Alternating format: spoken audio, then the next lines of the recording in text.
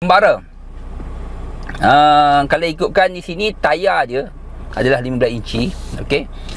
Saya dah tukar sport ring yang lebih cantik lah. Sebab sport ring standard bagi saya, entah saya tukar lah sebab rasa nak nampak lain sedikit. Jadi saya dah tukar sport ring. Lebih kurang dalam 1,500 lah harga sport ring Kembara 15 inci tu kan. Tapi standard tayar Kembara adalah 205/70, rim 15 inci. Okey. Kembara depan guna disc brake tapi belakang menggunakan drum.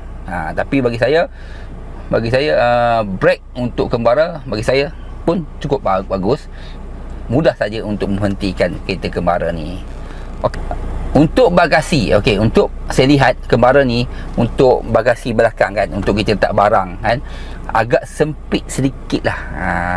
Dia tak berapa besar luas sangat. Sebab tu saya